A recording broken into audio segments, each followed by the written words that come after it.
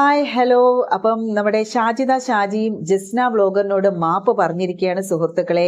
മാപ്പ് പറഞ്ഞത് എന്തിനാണെന്ന് ഏകദേശം വീഡിയോ കാണുന്ന എല്ലാവർക്കും മനസ്സിലായി കാണുമല്ലേ.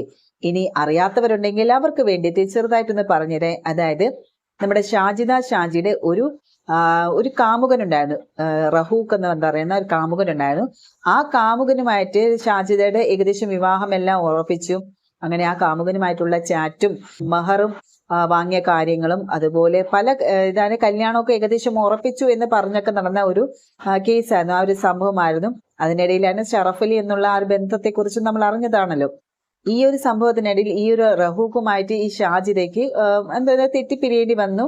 ആ സമയത്ത് ഈ റഹൂഖിന്റെ മറ്റൊരു കാമുകിയാണ് ജസ്ന വ്ലോഗ് എന്ന് ഷാജിദ തന്നെ ഷാജിദയുടെ വീഡിയോയിലൂടെ പറഞ്ഞിട്ടുണ്ടായിരുന്നു കേട്ടോ. അപ്പം അതിനെക്കുറിച്ചാണ് പുള്ളിക്കാരത്തി ഇപ്പൊ മാപ്പ് പറഞ്ഞിരിക്കുന്നത്. ഈ റഹൂഖ് പറഞ്ഞ കാര്യങ്ങൾ വെച്ചാണ് താൻ ഇതൊക്കെ പറഞ്ഞതെന്നും ജസ്നയോട് പറയുന്നുണ്ട്. പിന്നെ സോറി എന്നൊക്കെ പറയുന്നുണ്ട്. ഈ ഒരു സംഭവം നടന്നിട്ട് ഒരു മാസത്തിന് മേലെയായി. ഇപ്പോഴാണ് ഷാജിദ അതിന് മാപ്പ് പറഞ്ഞുകൊണ്ട് എത്തിയിരിക്കുന്നത്.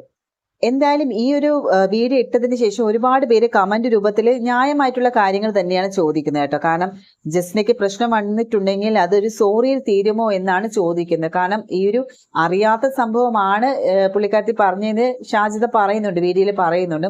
അവ എന്തിനാണ് അറിയാത്ത കാര്യം എങ്ങനെ പറഞ്ഞേ എന്ന് ചോദിച്ചിട്ടുണ്ട്. സത്യാവസ്ഥ അറിയാതെയാണ് ഓരോന്നും വിളിച്ചു പറയുന്നത്. അപ്പം ഒരുപാട് പേര് അങ്ങനെ, നീ കള്ളമല്ലാതെ ഒന്നും പറയില്ല, നീ ഒരു പഠിച്ച കള്ളിയാണ്. കാരണം ഒരുപാട് കാര്യങ്ങൾ ഷാജിദയുമായി ബന്ധപ്പെട്ട് നമ്മൾ അറിഞ്ഞതാണല്ലോ. ഏതൊക്കെ ലെവലിലാണ് ഷാജിദയെ പല കേസുകളിലും വന്ന് പെട്ടതും എടുത്തതൊക്കെ. അപ്പൊ അതുകൊണ്ട് തന്നെ ഷാജിദയെ വിശ്വസിക്കുന്ന ആളുകൾ വളരെ ചുരുക്കമാണ് ഇപ്പോഴുള്ളത്. നിന്റെ സംസാരം കേട്ടാൽ വിചാരിക്കും നീ ഈ പറഞ്ഞത് ഒഴിച്ചാൽ ബാക്കിയെല്ലാം ശരിയാണെന്ന്. അത് ശരിയാട്ടാ. അത് ഏകദേശം ഷാജിദയുടെ ഇതിനു മുന്നേ ഉള്ള വീഡിയോസുകൾ എടുത്ത് നോക്കുവാണെങ്കിൽ മൊത്തം കള്ളത്തരം, പറയുന്നതിൽ ഒന്നും സത്യാവസ്ഥയില്ല എന്നുള്ള കാര്യം മലയാളികൾക്ക് മനസ്സിലായി. അപ്പൊ അതുകൊണ്ട് തന്നെ ഈ ഒരു കമന്റ് ബോക്സിൽ നിറച്ചും നെഗറ്റീവായിട്ടുള്ള കമന്റുകൾ തന്നെയാണ്.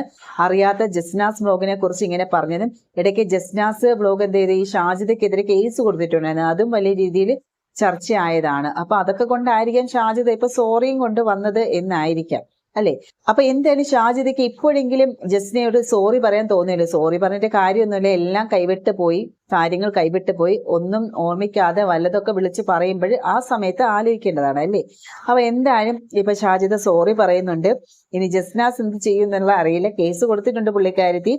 അപ്പൊ എന്തായാലും സോറി പറഞ്ഞാൽ തീരുന്ന പ്രശ്നമാണോ എന്നൊക്കെ ചോദിക്കുന്നുണ്ട്. അല്ല, അത് സോറി പറഞ്ഞാൽ തീരുന്ന ഒരു പ്രശ്നമൊന്നുമല്ല ഈ കാര്യങ്ങളൊന്നും. ഇതും ചെറിയൊരു കാര്യമല്ല, വലിയ രീതിയിലുള്ള ഒരു സംഭവമാക്കി എടുത്തതും ഷാജി തന്നെയാണ്.